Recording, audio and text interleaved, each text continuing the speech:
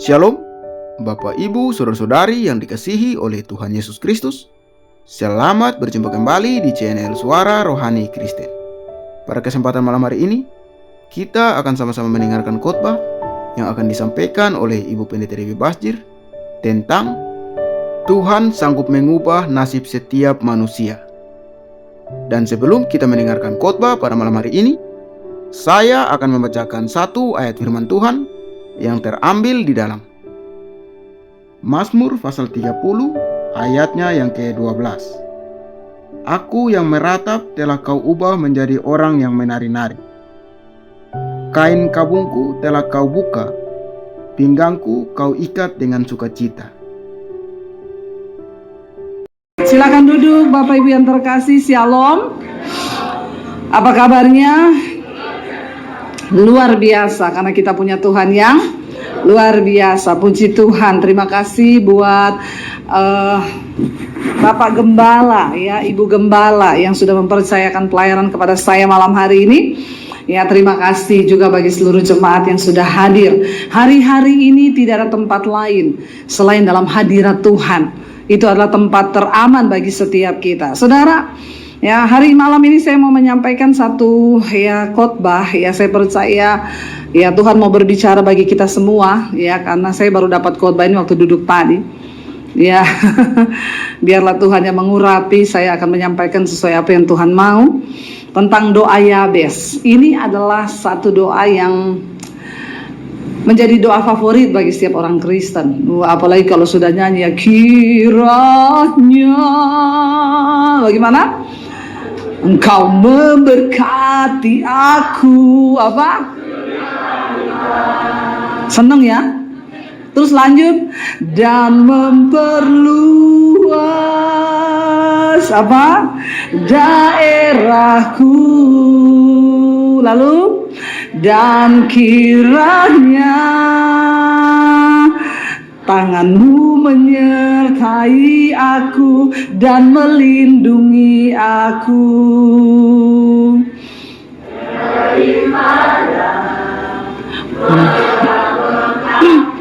Sehingga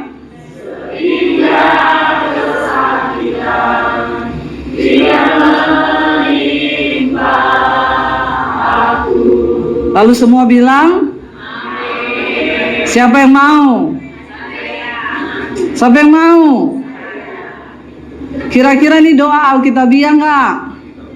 Kalau tercatat di Alkitab berarti, tapi saudara harus tahu konteksnya. Nah, hari ini saya akan membahas sedikit. Ya, saya juga tadi mendapat banyak ketika saya belajar di situ, saudara. 1 Tawarik pasal yang keempat kita buka bersama. Ya, di sana membahas tentang keturunan Yehuda dari cabang lain. Ya, jadi ternyata bukan cuma gereja, bukan cabang. Ya, suku Yehuda juga ada cabang lain, saudara, ya. Yabes ini tidak terlalu banyak dibahas di Alkitab, hanya muncul di kitab 1 Tawarik pasal 4 ini saja. Kalau saudara baca di sana tentang keturunan Yehuda, ya, tiba-tiba di ayat yang ke-9 muncul nama Yabes. Coba kita baca bersama 1, 2, 3. Yabes lebih dimuliakan daripada saudara-saudaranya. Nama Yabes diberi ibunya kepadanya sebab katanya, aku telah melahirkan dia dengan kesakitan. Yabes berseru kepada Allah, ayat 10 katanya, kiranya engkau memberkati aku berlimpah-limpah dan memperluas daerahku, dan kiranya tanganmu menyertai aku dan melindungi aku daripada malapetaka, sehingga kesakitan tidak menimpa aku, dan Allah mengabulkan permintaannya itu. Saudara, ya, kita tahu bersama, ya, pada zaman dulu itu nama itu berarti. Orang tidak sembarang memberi nama, ya, dan biasanya sesuai dengan keadaan, situasi, nama itu diberi. Kenapa Yabes itu diberi nama oleh ibunya yang artinya kesakitan? Ya, dan saya yakin zaman itu semua tahu itu artinya kesakitan. Ya, coba saudara bayangkan kalau saudara punya nama Kesakitan. Terus dipanggil, kesakitan, kesakitan. Kira-kira orang akan tertawa terus nggak? Dengar saudara dipanggil kesakitan, penyakitan, sini kau. Ini Yabes pasti dibully karena arti namanya itu kesakitan. Dulu ada seorang telepon sama saya, Bu Dewi, saya ini bingung Bu dengan nasib hidup saya. Kenapa?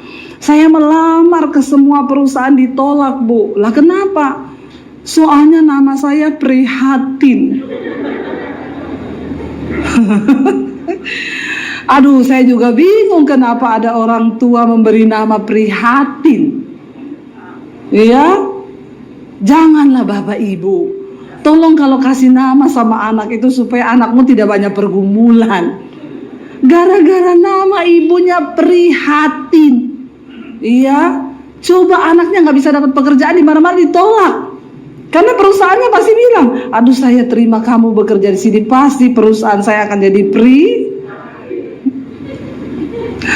Ya, dulu saya ketemu orang Jawa juga, kenalan namanya siapa, Bu? Clara. Ih, keren banget kayak nama orang Amerika ya, Clara. Bukan, Bu. Dulu mama saya namain saya Clara karena hidupnya keloro-loro. Artinya bahasa Jawa itu ya kesakitan itu. Jadi saya dinamai Clara. Masih bagus Clara, bukan loro. Jadi Bapak Ibu, seburuk apapun nasib kita, jangan kasih anak namamu, karena nama itu doa. Amin. Saya hamil anak saya yang pertama dulu juga susah, nggak punya uang, tapi saya nggak bilang sama suami saya kita kasih nama anak kita miskin ya. Ada loh orang kasih nama anaknya miskin, ada. Ya, saya berdoa karena nama itu membawa arti. Kita kasih nama anak kita yang pertama Angelica, artinya itu malaikat dari Tuhan. Angel, lo kan bagus loh. Walaupun waktu itu nasib kita lagi tidak baik. Nah, kenapa Ibu Yabes ini memberi nama anaknya Yabes? Kitab 1 Tawarik ini menceritakan silsilah atau sejarah dari Yehuda. Padahal Yehuda itu artinya terpuji. Lo sangat bertolak belakang dengan Yabes yang adalah keturunan dari Yehuda. Kemungkinan besar kitab 1 Tawarik ini ditulis pada zaman Yehuda itu telah kembali dari pembuangan di Babel. Kita tahu bersama ya, Yerusalem Yehuda pernah ditaklukkan oleh Babel dan mereka dibawa dalam pembuangan selama 70 tahun. Lalu ketika Tuhan melepaskan mereka dari tangan Babel, itu sekitar abad ke-6 sebelum Masehi, ya, mereka akhirnya dikembalikan. Dan saudara bisa membayangkan keadaan mereka ketika kembali dari pembuangan. Mereka tinggal, saya kasih contoh nih, saudara tinggal di Pluit. Tiba-tiba ada orang menyerang, lalu kita ditaklukkan, kita dibawa saudara kemana? Ya, yang bisa jalan kaki lah ya, nggak usah yang jauh-jauh. Yang bisa jalan kaki dari sini, misalnya saudara dari Pluit dibawa pindah ke Bogor. Masih dekat ya? Bayangkan waktu itu nggak ada mobil, hanya ada onta. Ya nggak usah yang terlalu jauh lah, yang dekat aja. Saudara dipindah ke sana, saudara memulai hidup di sana di pembuangan. Saudara tinggalkan rumahmu yang di sini, saudara tinggalkan hartamu. Ketika 70 tahun saudara sudah bekerja di sana di Babel, saudara dibawa pulang kembali ke sini. Keadaan rumahmu seperti apa? Masih ada barang-barangmu? Apalagi sudah ditaklukkan, mungkin dihancurkan, engkau pulang tinggal reruntuhan, puing-puing. Dalam keadaan yang sangat menyakitkan ketika mereka pulang dari pembuangan 70 tahun lamanya di Babel, mereka kembali ke Yehuda, ke Yerusalem. Di situ keadaannya sangat-sangat memprihatinkan, tidak ada apa-apa, mereka harus berjuang, mungkin cari-cari rumahnya sudah jadi reruntuhan. Di tengah keadaan yang seperti itu, Alkitab mencatat mereka mengalami kemerosotan secara ekonomi, mereka mengalami kemerosotan secara rohani dan iman. Tiba-tiba Ibu Yabes hamil dan melahirkan anaknya. Sehingga di dalam keadaan yang pahit, dalam satu keadaan yang rasanya sulit untuk diterima, dia melahirkan. Dan mungkin dia mengelus dada, kasihan anakku, engkau lahir dalam keadaan yang seperti ini. Aduh, jadi aku namakan engkau kesakitan. Maka dinamainyalah dia Yabes. Akhirnya Yabes ini bertumbuh. Saya yakin Yabes ini menjadi orang yang takut Tuhan. Itu terbukti dari doanya. Dan Alkitab berkata, Tuhan berbicara berulang kali kepada bangsa Israel, kalau engkau mau menuruti firman-Ku, maka akan baik keadaanmu, perjalananmu akan berhasil, dan hidupmu itu akan beruntung. Memang Yabes ini dilahirkan dalam kesakitan. Bahkan arti namanya sendiri adalah kesakitan. Itu iman orang tuanya yang ditaruh dalam hidupnya. Tetapi Yabes memilih untuk percaya kepada Tuhan. Amin. Dia memilih untuk menaruh imannya kepada Tuhan. Sehingga ayat tadi berkata, Yabes itu lebih dimuliakan daripada saudara-saudaranya. Artinya apa, saudara? Tidak peduli doa orang lain terhadap engkau itu apa. Bahkan kutuk sekalipun yang ditanamkan orang kepadamu. Mungkin keluargamu, mungkin sahabatmu, orang-orang berniat jahat. Atau ya kita berkata, ya saya ini sudah dilahirkan dari keluarga miskin, nggak ada apa-apanya. Bukan berarti ketika keluargamu miskin, engkau juga miskin. Tuhan sanggup mengubah nasib setiap manusia. Waktu engkau menaruh imanmu kepada Tuhan, maka itu menjadi hal yang akan diperhitungkan Tuhan. Saudara-saudara Yabes namanya bukan Yabes. Hanya Yabes yang bernama kesakitan. Ya, melarat, dalam keadaan tertekan. Tetapi Alkitab mencatat hidup Yabes lebih dimuliakan daripada saudara-saudaranya. Dengar baik saudara hari ini, jangan berkata memang sudah nasib saya terlahir di keluarga seperti ini. Memang sudah nasib saya terkutuk seperti ini. Ubah nasib itu bersama dengan Tuhan. Karena Tuhanlah yang sanggup mengubahkan nasib setiap orang yang mau percaya kepada Dia. Lalu saudara, kita akan melihat ya, di sini rahasia dari doa Yabes. Kita kembali tadi ke 1 Tawarik 4 ayat yang ke-10. Apa sih yang diminta Yabes? Itu menentukan bagaimana imannya dengan Tuhan. Yabes berseru kepada Allah Israel, makanya hidupnya dimuliakan. Kenapa? Karena dia memilih berseru kepada siapa? Allah Israel. Di dalam kemerosotan rohani yang dialami bangsa Israel, ketika mereka kembali melihat puing-puing reruntuhan, ketika melihat semua hal itu tidak mudah. Tetapi Yabes memilih tetap untuk berseru kepada Allahnya. Hari ini kepada siapa engkau percaya? Engkau mau datang kepada manusia atau engkau mau datang kepada Tuhan? Alkitab berkata, diberkatilah orang yang mengandalkan Tuhan, tapi terkutuk orang yang mengandalkan manusia. Jangan anggap enteng loh. Waktu engkau mengandalkan manusia, engkau terkutuk. Jadi bukan rumahmu yang sial, bukan angkamu yang sial. Saya tidak mau rumah nomor 13, sial. Nggak mau rumah tusuk sate, sial. Yang sial itu hidup kita kalau di dalam dosa. Saya beli rumah, saya bilang sama suami, kita cari rumah tua, tusuk sate yang ada setan. Ngapa saudara? Murah. Rumahnya tusuk sate, rumah tua, ada setan. Kalau perlu angkanya 13. Ya, kita cari-cari dapat. Memang itu paling murah, 2 lantai, harganya harga 1 lantai. Ada 2 rumah, tapi persis tusuk sate di perempat, di pertigaan rumah kita tuh pas tusuk sate. Saya telepon ke bank, bisa nggak saya kredit rumah ini ditinjau bang? Nggak bisa bu, kenapa? Tusuk sate. Saya bilang sama pegawai bank, kenapa kau juga percaya tusuk sate? Bukan saya percaya, Bu, bank tidak mau ambil. Kenapa? Kalau ibu kredit lalu ibu tidak bisa bayar, kita jual susah karena itu tusuk sate. Kenapa rumah itu tidak laku-laku dari dulu, Bu? Karena memang bank semua tolak itu 2 rumah memang. Ini bisanya dibeli dengan orang yang punya uang cash. Waktu itu Tuhan memberkati kami. Setelah pandemi saya jadi YouTuber. Puji Tuhan.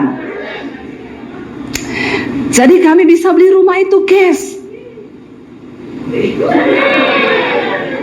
Ya, tusuk sate, rumah tua, ada setan lagi.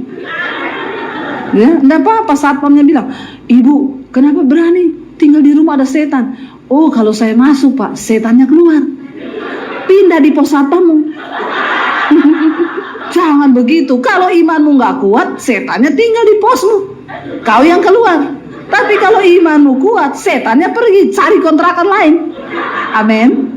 Makanya saudara, imannya harus supaya jangan kau takut sama setan. Setan yang takut sama kau. Bilang amin. Ada orang Kristen takut setan. Pendeta minta pindah hotel malam-malam. Ditanya panitia gereja, "Kenapa, Pak? Ini hotel ada setannya." Dalam hati saya bilang, kenapa dia yang pindah? Harusnya dia suruh itu setan yang pindah hotel. Kalau saya masuk di hotel ada setan, saya bilang, "Setan, saya mau tidur. Kau pergi cari hotel lain ya. Jangan kau ganggu saya." Setannya pergi. Jangan kita yang pergi, setan yang menang.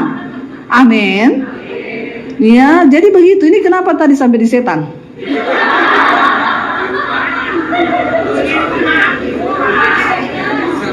Di rumah ya. Iya, ya. Jadi saudara, bukan karena nasib saya beli, saya diizinkan Tuhan saudara, dapat berkat lah apartemen yang kita beli harga di bawah rata-rata. Nomornya 13. Ya, lantai 13. Apakah saya sial? No, bukan angkanya yang sial, bukan angkanya yang diberkati. Orangnya itu yang sial dan orangnya itu yang diberkati. Jadi jangan kau percaya angka itu semua Tuhan yang kasih loh. Hari itu semua hari Tuhan yang cipta loh. Kalau kau bilang ada hari sial, itu berarti kau bilang Tuhan sial. Amin. Jangan percaya begitu ya. Engkau harus menaruh iman dan harapanmu sungguh pada Tuhan. Kenapa Yabes memilih berseru kepada Tuhan? Dia tidak mau menaruh nasibnya kepada namanya itu, yaitu kesakitan.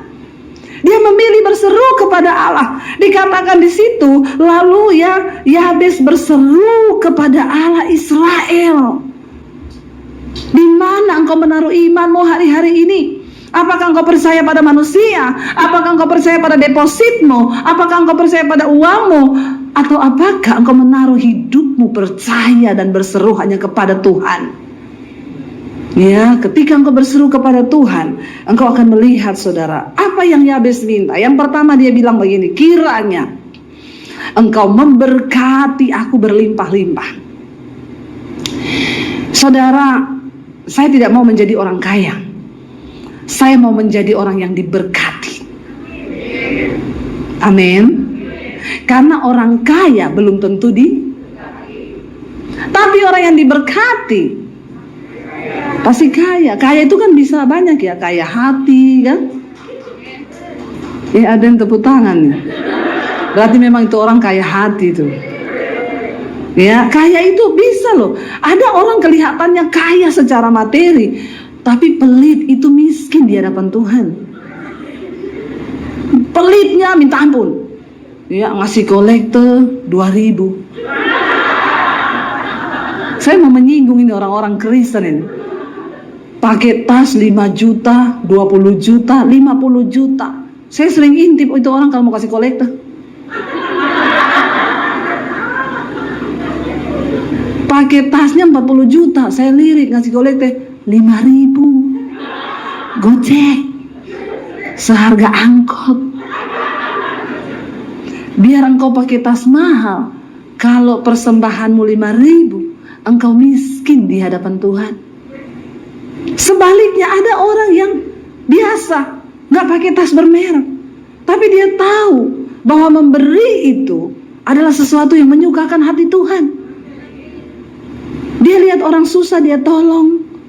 Ya, dia lihat orang menderita, dia tahu, dia ke gereja saudara, dia sudah atur persembahan dari rumah.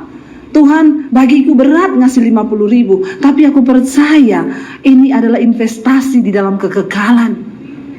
Engkau kaya di hadapan Tuhan. Ada sponsor di belakang, tepuk tangan. Cuma satu orang toh, nggak tahu itu siapa, ambil sepeda di belakang. Ya, jadi Bapak Ibu, doa Yabes yang pertama, berkati aku Tuhan, bukan bikin aku kaya Tuhan. Banyak orang kaya tapi nggak diberkati. Artinya apa? Dia kaya tapi dia nggak bisa menikmati kekayaannya. Suami istri ribut, berantem, anak-anaknya hancur, keluarga hancur. Itu kaya secara dunia tapi engkau tidak diberkati. Maka saya bilang, berdoalah supaya engkau menjadi orang yang diberkati Tuhan. Artinya diberkati itu seberapapun yang engkau punya, mampu engkau syukuri. Bahkan hidupmu berdampak bagi banyak orang. Orang itu disebut kaya di hadapan Tuhan bukan dinilai dari berapa banyak yang engkau punya, tetapi dari berapa banyak hidupmu itu berdampak bagi banyak orang. Mungkin engkau gak kaya harta, tapi engkau mampu menghibur mereka yang dalam keadaan susah. Engkau datang, kau bisa berdoa, kau beri sesuatu. Orang kaya itu mesti cenderung memberi sesuatu, bukan hanya uang, tapi ketika hidup kita berdampak. Makanya Yabes bilang, berkati aku Tuhan berlimpah-limpah. Pertama, Yabes menaruh iman kepada Tuhan, tidak kepada nasibnya. Kedua, dia meminta menjadi orang yang diberkati Tuhan. Bawakan firman tentang wanita yang anaknya kerasukan. Dia datang sama Yesus teriak-teriak, padahal dia orang Kanaan, orang yang tidak percaya Tuhan. Tapi ketika Yesus datang, dia datang, Tuhan, tolong aku, anakku kerasukan. Alkitab berkata, Yesus tidak menjawabnya. Yesus cuek jalan. Murid-muridnya lihat Yesus cuek, ngomong ke Yesus, Tuhan, usir dia, berisik, teriak-teriak, ribut. Saudara bisa bayangkan perempuan ini? Yesus menoleh kepada dia, ngomong gini, aku datang untuk anak-anak dari bangsa Israel. Aku datang membawa roti buat anak-anak. Pantaskah roti ini keberkasih kepada anjing? Bayangkan saudara, kalau ada di antara kita yang diomongin, dikatain loh sama Yesus, anjing loh. Saya yakin itu orang Kristen zaman now. Apalagi dengar murid-muridnya ngomong, Yesus usir saja dia, berisik. Orang Kristen zaman sekarang, coba kalau itu terjadi. Padahal itu pengerjanya Yesus loh. Omongannya kayak begitu, pindah gereja saja kita. Ya Pak ya. Ya, tersinggung dikit marah, marah dikit tersinggung. Ya itu murid-murid Yesus yang bilang, usir dia Tuhan. Ditambah lagi Yesus ngomong, aku datang membawa roti buat anak, bukan buat anjing. Kalau kita dikatain anjing, bukan cuma pindah gereja, pindah agama. Ya Pak ya. Karena banyak kecewa, kepahitan. Jangan saudara. Ya kita belajar berseru kepada Tuhan, menjadi orang yang diberkati Tuhan. Ya, Alkitab berkata, Yabes itu bilang, berkati aku berlimpah-limpah. Sebab orang yang diberkati dan orang kaya itu beda. Orang yang diberkati itu tahu bahwa sumber berkat itu datang dari Tuhan. Dan karena aku diberkati, aku mau menjadi saluran berkat bagi orang lain. Orang yang diberkati itu pasti orang yang takut akan Tuhan. Dan dia tidak menghabiskan kekayaannya untuk dirinya, tetapi dia tahu ini berkat adalah kepercayaan. Dia menjadi berkat bagi orang lain. Makanya Yabes bilang, berkati aku Tuhan berlimpah-limpah. Saya mau tanya saudara, Tuhan mau gak kita kaya? Kok tahu? So tahu loh. Ya, siapa yang mau? Kau yang mau. Tuhan mau kita menjadi orang yang diberkati sehingga kita menjadi berkat. Saya tuh ingat dulu saya miskin, mau memberkati itu mau, tapi nggak ada yang mau saya berkati. Ini gimana Tuhan? Sampai saya pernah pelayanan ke satu desa, Tuhan ngomong, kamu kasih pendeta ini ya sekian sekian sekian. Saya tengking tuh suara, dalam nama Yesus. Karena kalau saya kasih bener, habis ATM saya ini. Orang ATM cuma 10 juta, suruh ngasih 5 juta. Bagi rata ke pendeta-pendeta, saya tengking langsung dalam nama Yesus. Kan beda kalau uang saya 100 juta, suruh kasih 5 juta dengan senyum dong. Tapi ini cuma segitu, tapi saya belajar taat. Ya akhirnya saya tabur, saudara. Kenapa hari ini Tuhan memberkati saya? YouTuber, ya, itu dampaknya. Karena kita ini bisa dipercaya menjadi bendaharanya Tuhan. Orang yang diberkati tahu bahwa berkat itu datang dari Tuhan. Kemarin suami saya bersaksi kepada beberapa orang ketika Tuhan memberkati kami tengah masa pandemi. Kami bangun beberapa gereja di desa. Setiap bulan kami transfer pendeta-pendeta desa. Itu transferan saya buat beli tas LV bisa tiap bulan. Tapi saya tidak melakukan itu. Karena orang yang diberkati tahu bahwa berkat itu datang dari Tuhan. Tidak untuk dinikmati sendiri. Lalu suami saya cerita, bapak-bapak itu tanya, Pak, rahasianya apa Pak supaya kita ini diberkati? Suami saya jawab, jangan jadi laut mati. Kalau air tidak mengalir, berkat tidak mengalir, itu laut mati. Saudara tahu ya, ada laut mati, kematian. Nggak ada kehidupan di laut mati. Kadar garamnya tinggi sekali. Orang jatuh di dalam ketelan, mati. Kalau engkau kaya dan engkau mandek kekayaanmu, tidak engkau salurkan, engkau jadi laut mati. Tapi ketika engkau menjadi sumber air yang mengalir, itu airnya itu baru memberi kehidupan. Banyak makhluk hidup di dalamnya karena air itu mengalir. Amin, saudara. Ya habis nggak bilang jadikan aku kaya. Nah tapi orang Kristen sekarang nyanyinya udah beda. Ya, engkau memberkati aku berlimpah-limpah. Bayangannya rumah besar, mobil banyak, depositnya triliun. Nggak mungkin. Engkau harus ngerti apa makna dari doa ini. Ini doa sangat alkitabiah. Minta agar engkau menjadi orang yang diberkati. Bukan hanya menjadi orang kaya, tapi orang yang diberkati. Lalu yang berikutnya dikatakan di sana, saudara, Yabes bilang, ya perluas daerahku Tuhan. Kalau engkau diberkati, Tuhan akan membuka daerahmu itu semakin luas. Artinya apa? Hidupmu menjadi berkat semakin banyak.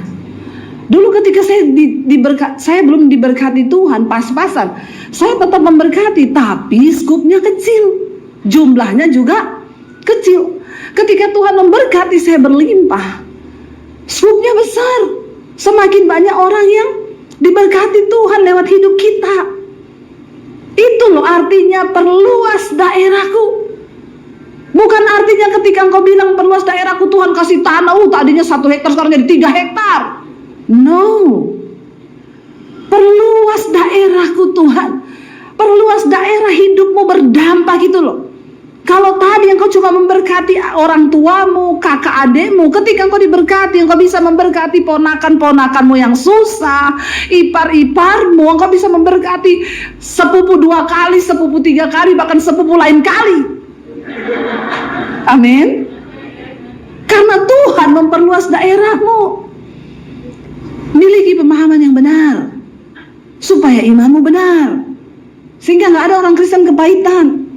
Ya, jadi Yabes ini tahu bahwa ketika dia diberkati berlimpah, Tuhan perluas daerahnya untuk dia bisa berdampak. Bukan untuk beli tanah 1 hektar, 2 hektar, 3 hektar. Jangan jadi laut mati. Artinya perluas daerahku Tuhan. Tuhan perluas daerahmu. Lalu dikatakan di sana, dan kiranya tanganmu menyertai aku. Jadi sebenarnya isi doa Yabes ini bukan doa yang hedon. Dia minta penyertaan Tuhan loh. Karena dia tahu bahwa dengan kekuatannya dia nggak mampu berjalan sendiri. Saudara, hari ini kita butuh penyertaan Tuhan. Bukan soal engkau berjalan di dalam keadaan yang seperti apa, asalkan ada penyertaan Tuhan di situ, itulah kemenangan bagi setiap kita. Asal ada penyertaan Tuhan. Dulu ketika saya berdoa, saudara, waktu saya masih di Solo belum menikah, saya pelayanan, saya berdoa, Tuhan bagaimana hidup saya ke depan. Saya melihat, tuh saya dapat penglihatan dalam doa itu, saya berdiri di satu jalan itu seperti padang gurun, dan itu ada jalan setapak berliku-liku dan ujungnya nggak tahu di mana. Dan Tuhan berkata, kamu harus melewati jalan itu. Waktu itu saya bilang, Tuhan saya takut. Kenapa? Karena ujung jalannya saya tidak tahu ada di mana. Yang kedua, saya di sini sendiri. Tiba-tiba Tuhan itu turun di depan saya. Saya tangkap jubahnya. Saya bilang, jangan tinggalkan aku Tuhan. Yesus itu menoleh kepada saya dan berkata, seburuk apapun jalan di depanmu, asalkan aku besertamu, jangan takut. Aku besertamu. Saya nangis bercucuran air mata. Saya bilang, amin Tuhan, aku tidak akan takut. Seburuk apapun jalanku, saya sendiri, saya nggak punya keluarga, saya nggak punya orang tua, saya tidak punya siapa-siapa, tapi aku punya Engkau Tuhan, dan Engkau berjalan bersamaku. Seburuk apapun jalan itu, aku tidak takut sebab Engkau besertaku. Amin. Itu yang Daud bilang. Ya, sekalipun aku dalam lembah kelam, ku tak takut sebab Kau. Amin. Itu yang harus kita perkatakan. Makanya Yabes tahu benar, dia sudah disumpahi, dikutuki, namanya artinya kesakitan. Makanya dia bilang, Tuhan sertai, biar tangan-Mu yang menyertai aku. Saudara, kalau tangan Tuhan yang menyertai kita, apa yang dilakukan manusia buat kita? Mereka tidak sanggup. 1000 tangan berusaha menjatuhkan kita, 1 tangan Tuhan menopangmu, itu cukup. Hidupmu tidak akan pernah goyah. Amin. Mau manusia memfitnah seperti apapun, percayalah waktu Tuhan yang pegang engkau, engkau tidak perlu takut.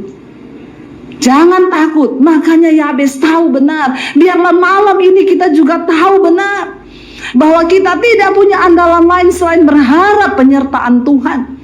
Dia bilang, biar tangan-Mu menyertai aku dan melindungi aku. Yabes percaya bahwa hanya perlindungan Tuhan itu yang sangat berkuasa. Kita nggak bisa berlindung pada apapun hari-hari ini. Jangan engkau berkata, saya sudah tenang Bu. Kenapa? Karena depositku banyak. Ya, saya punya simpenan banyak. Saudara, dunia ini sedang berlalu dengan semua keinginannya, dan tidak ada satupun yang pasti di dunia ini. Betapa kita tidak mengerti akan apa yang akan terjadi 5 menit ke depan. Karena itu kita perlu meminta perlindungan Tuhan. Amin. Saat kita berjalan bersama perlindungan Tuhan, itu yang paling aman, saudara. Ya, makanya Yabes tahu benar, dia bilang, lindungi aku Tuhan daripada apa? Malapetaka. Ya, kita tidak pernah tahu apa yang akan terjadi, tapi Tuhan itu tahu. Ya, bahkan 5 menit ke depan kita nggak tahu. Biarlah kita ini terus menaruh harapan, berlutut di kaki Tuhan, merendahkan diri dan berkata, Tuhan, aku perlu Engkau. Jangan pernah engkau berjalan dengan kekuatanmu sendiri. Dalam hal sekecil apapun, libatkan Tuhan. Kita belajar hidup bukan untuk kepentingan diri. Tuhan akan menyertai, melindungi. Lalu Yabes berkata apa di sana? Dan biar tanganmu menyertai aku dan melindungi aku daripada malapetaka, sehingga apa? Arti namanya apa? Yabes tahu dia diberi nama kesakitan oleh ibunya. Dia harus putuskan kutuk itu lewat dia berserah, berharap, bergantung, dan berharap pada pertolongan Tuhan. Dan dia bilang, dan aku berdoa supaya kesakit tidak menimpa aku. Ini perkataan iman, karena arti namanya itu adalah kesakitan. Saudara, saya mau tanya, di dunia ini ada kutuk nggak? Ada, karena Alkitab mencatat kutuk terjadi kepada orang-orang yang ada celah. Yesus berkata, kutuk tanpa alasan tidak akan kena. Kalau Yabes merenungi nasib dan berkata, kenapa mama saya itu menamakan saya kesakitan? Ini pasti nasib saya akan kesakitan terus. Maka kutuk itu terjadi. Tapi ketika engkau percaya kepada Tuhan, sekalipun namamu prihatin, engkau katakan, Tuhan aku percaya, nasibku tidak prihatin. Aku tidak akan mengalami kesakitan, sebab aku menaruh harapanku hanya kepada Tuhan. Maka semua itu dibatalkan. Makanya orang banyak bertanya, Bu, apakah saya ini kena kutuk ya? Saya bilang, kalau kamu hidup dalam dosa, kutuk itu kena. Tapi kalau kamu bertobat, hidup dalam kekudusan, mencari perkenanan Tuhan, maka kutuk itu putus, saudara. Kutuk itu ada. Contoh, saya pernah melayani, ada suami istri, mereka ini hamil sebelum menikah. Dia melahirkan anak 6. Enam-enamnya semuanya hamil sebelum menikah. Bukan cuma itu, dia punya cucunya semua hamil sebelum nikah. Ini kutuk. Lalu bagaimana cara memutuskannya, Bu? Ketika ada orang tua di atas kita yang melakukan dosa, engkau bertobat dan engkau berkata, Tuhan, memang kutuk keturunan itu ada, tapi aku putuskan di sini dalam nama Yesus, anak cucuku tidak akan lagi mengalami kutuk itu. Engkau hidup dalam kebenaran, kutuk tanpa alasan tidak akan kena. Yabes tahu arti namanya itu kutuk, kesakitan. Kalau dia tidak putuskan itu dengan berharap kepada Tuhan, dia akan mengalami itu. Makanya dia bilang, Tuhan, tanganmu menyertai aku dan melindungi aku, sehingga kesakitan tidak akan menimpa aku. Itulah arti namanya. Hari ini saudara, kita mengerti ya, kenapa akhirnya Yabes bisa menjadi orang yang lebih diberkati daripada saudara-saudaranya. Karena itu tadi, dia berseru kepada Tuhan, dia menaruh harapannya kepada Tuhan, dia minta penyertaan Tuhan, dia minta perlindungan Tuhan. Bahkan dia berkata, kesakitan tidak akan menimpa aku. Perkatakan yang baik dari mulutmu, karena ucapan itu adalah iman dan doa. Saya undang para imam musik maju ke depan. Saya percaya hari ini ya, ketika kita sungguh-sungguh mencari Tuhan, Tuhan yang lebih tahu apa yang terbaik bagi hidup kita, Tuhan yang lebih mampu untuk memulihkan keadaan hidup kita. Kita naikkan pujian ini, Kau lebih tahu yang terbaik bagiku Tuhan. Engkau lebih mampu memulihkan hidup kami ya Tuhan. Karena itu kami taruh harapan kami taruh iman kami taruh semua kerinduan kami kepada Tuhan. Mari bangkit berdiri bersama. Bapak, Ibu, saudara-saudari yang dikasihi oleh Tuhan Yesus Kristus, kita telah bersama-sama mendengarkan khotbah yang telah disampaikan oleh Ibu Pendeta Dewi Basjir tentang Tuhan sanggup mengubah nasib setiap manusia. Kiranya lewat khotbah yang telah kita dengar pada malam hari ini, memberkati setiap kita orang percaya. Dan di akhir video ini, kita akan sama-sama menyaksikan suatu renungan firman Tuhan yang akan disampaikan oleh Ibu Cornelia. Selamat menyaksikan, Tuhan Yesus memberkati. Selamat malam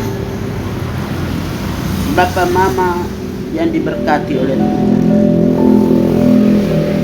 Bila pada malam hari ini mari kita kembali lagi untuk mau merenungkan firman Tuhan dalam kehidupan kita selagi kita masih dipercayakan di muka bumi. Di mana firman Tuhan pada malam hari ini dalam Mazmur 113 ayat yang pertama hingga ayat yang ke-9, judul bacaan daripada firman Tuhan, di mana dia katakan Tuhan meninggikan orang yang rendah. Firman Tuhan pada malam hari ini dia katakan Tuhan meninggikan orang yang rendah. Haleluya. Pujilah hai hamba-hamba Tuhan, pujilah nama Tuhan. Bapak Mama, saudara sekalian yang diberkati oleh Tuhan, di mana dengan firman ini Tuhan selalu memperhatikan orang-orang yang merendahkan diri dan duduk memuji Tuhan di bawah kaki Yesus. Dengan demikian mari kita sebagai umat pilihan Allah dan selalu merendahkan diri di hadapan Tuhan. Di dalam ayat yang kedua, kiranya nama Tuhan dimasyhurkan sekarang ini dan selama-lamanya. Kita harus meninggikan nama Tuhan. Kita harus masyhurkan sekarang ini dan selama-lamanya. Bap Mama, saudara sekalian yang diberkati oleh Tuhan, kita meninggikan nama Tuhan, maka disitulah Allah turut bekerja apa yang kita kerjakan, yaitu kita masyhurkan nama Tuhan dan selalu bermasmur bagi Tuhan. Bap Mama, saudara sekalian yang diberkati oleh Tuhan, di ayat yang ketiga dari Mazmur pasal 113, dia katakan, dari terbitnya sampai kepada terbenamnya matahari, terpuji nama Tuhan. Ternyata di dalam dunia kita agungkan nama Tuhan, kita mau tinggikan nama Tuhan, dan kita mau ceritakan kebaikan Tuhan. Bap Mama, saudara sekalian yang diberkati oleh Tuhan, tidak ada batasnya untuk kita mau memuji Tuhan. Dari terbitnya matahari datang kepada terbenamnya matahari. Di dalam ayat yang kelima, siapakah seperti Tuhan Allah kita yang diam di tempat yang tinggi. Tidak ada nama lain selain nama Tuhan yang ditinggikan, yang diagungkan. Mari kita terus memuji, memuliakan nama Tuhan, mengagungkan kebesaran Tuhan di muka bumi ini. Di dalam ayat yang ke-6, yang merendahkan diri untuk melihat ke langit dan ke bumi. Dalam ayat yang ke-7, ia menegakkan orang yang hina dari dalam debu dan mengangkat orang yang miskin dari lumpur. Di dalam ayat yang ke-8, untuk mendudukkan dia bersama-sama dengan para bangsawan, bersama-sama dengan para bangsawan. Ternyata orang-orang yang merendahkan diri, maka Tuhan mengangkat mereka. Dia datang ke dalam dunia, membangun kita dari segala kejatuhan dan memberi yang terbaik bagi kita. Di mana dalam ayat yang ke-9 dari Mazmur 113, ia mendudukkan perempuan yang mandul di rumah sebagai ibu anak-anak penuh sukacita. Haleluya. Allah kita membuat yang tidak mungkin menjadi mungkin, yang tidak ada menjadi ada, sehingga dunia mengetahui kehebatan Tuhan, keagungan Tuhan di muka bumi. Ternyata Tuhan membuat bangsa-bangsa beranak cucu. Tuhan membuka rahim mereka, memberikan anak-anak kepada mereka. Untuk itu, biarlah malam hari ini kita pulang di dalam firman, dan dengan firman menjadi satu pegangan bagi kita. Kita menceritakan kebaikan Tuhan, kemurahan Tuhan, kekayaan Tuhan di dalam diri kita, mulai dari malam ini sampai Tuhan datang. Di dalam nama Bapa, Anak, dan Roh Kudus. Amin.